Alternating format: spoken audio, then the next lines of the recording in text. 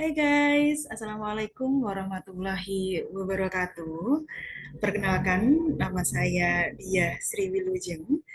Saya mahasiswa PPG Prajabatan, Program Studi Bimbingan dan Konseling dari Sekolah Pasca Sarjana Universitas Negeri Malang. Di sini saya akan memaparkan mengenai best practice dalam mata kuliah pemahaman peserta didik atas praktik pengalaman lapangan satu yang sudah saya lakukan di SMA Negeri 1 Kediri seperti itu. Oke, latar belakangnya. Latar belakang dari tugas ini adalah utamanya dalam mata kuliah pemahaman peserta didik, mahasiswa diharapkan untuk mampu membuat sebuah terobosan layanan yang sesuai dengan kebutuhan peserta didik serta disesuaikan dengan sumber daya sekolah praktik.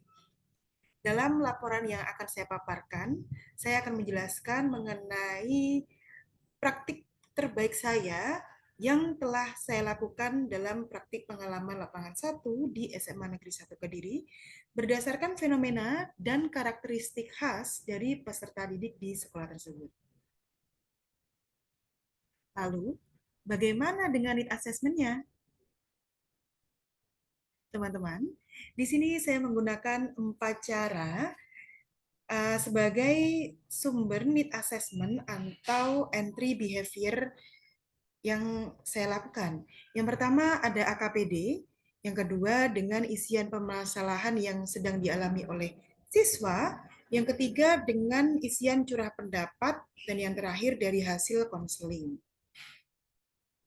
Nah, di kelas 11, untuk AKPD dengan isian tertinggi, yakni terkait dengan poin saya belum tahu cara mengendalikan emosi dengan baik dengan perolehan angka 70,59. Selanjutnya, masih di kelas 11, isian permasalahan yang sedang dialami oleh peserta didik.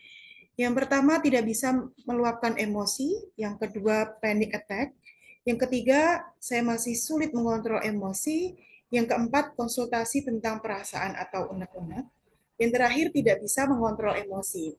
Di kelas 11 ini, teman-teman sekalian, bisa kita simpulkan kebutuhan utama yang membutuhkan bantuan di kelas 11 adalah terkait cara mengendalikan emosi atau cara pengelolaan emosi seperti itu. Selanjutnya, untuk hasil AKPD di kelas 10, dengan item, saya merasa kesulitan dalam memahami pelajaran tertentu dengan perolehan angka 90. Sementara, untuk isian masalah yang paling sering dialami oleh siswa, yang pertama pencapaian diri, yang kedua masalah saya kurang disiplin dan kurang belajar yang rajin, selanjutnya kurang fokus belajar, dan yang terakhir masih suka malas, kurang produktif, dan masih kurang produktif. Seperti itu. Mohon maaf, kurang disiplin maksud saya. Di sini teman-teman bisa kita simpulkan di kelas 10, permasalahan yang banyak membutuhkan bantuan adalah terkait belajar yang efektif dan juga cara pengelolaan diri. Selanjutnya teman-teman, RPLBK yang dibuat guna memfasilitasi pembelajaran dengan dikaitkan dengan karakteristik khas siswa. Di sini saya menggunakan 4 RPL bimbingan klasikal. Yang pertama, pengelolaan emosi. Dan yang kedua, thinking style to reaching out the negative feelings. Yang keduanya saya gunakan di kelas 11. Selanjutnya, RPLBK mengenai langkah perbaikan 1% dan kenali self-image positif dan negatif yang saya gunakan di kelas 10. Selanjutnya, selain daripada itu, saya juga menggunakan RPLBK untuk pembuatan media BK yang saya unggah di media sosial seperti Instagram dan juga YouTube. Hal ini didasarkan pada kegemaran peserta didik di sekolah tersebut yang lebih condong ke arah media sosial maupun dunia maya. Yang pertama, strategi ambis yang menyenangkan. Yang kedua, hari ini dapat apa aja ya? Yang ketiga, how to reaching out from negative feelings. Selanjutnya, kelola emosi dengan journaling. Dan selanjutnya, sikap mental usia 20-an. Yang terakhir, seberapa besar kendali kita atas hidup. Output yang terjadi di lapangan. Output yang terjadi di lapangan atas penerapan RPLBK di kelas 10 untuk membantu peserta didik dalam memahami tujuan dan langkah-langkah kecil untuk mencapai tujuan terbukti efektif. Terlihat dari hasil evaluasi, mohon maaf, dari evaluasi hasil dan hasil lembar kerja yang diisi peserta didik menunjukkan peserta didik mampu merencanakan langkah 1% dalam tujuan yang sederhana. Hal ini diperkuat dengan adanya peserta didik yang melanjutkan konseling individu. Sementara itu, output yang terjadi di lapangan atas penerapan RPLBK, pengelolaan emosi dalam rangka membantu peserta didik kelas 11 untuk menyalurkan emosi negatif yang terpendam dinilai cukup efektif. Hal ini terbukti dari isian curah pendapat yang mereka tuliskan. Peserta didik secara leluasa menuliskan perasaan buruk yang mereka pendam. Ada beberapa di antara mereka yang kurang nyaman dengan kegiatan menulis, memilih untuk menceritakan dalam bentuk voice note maupun konseling secara langsung.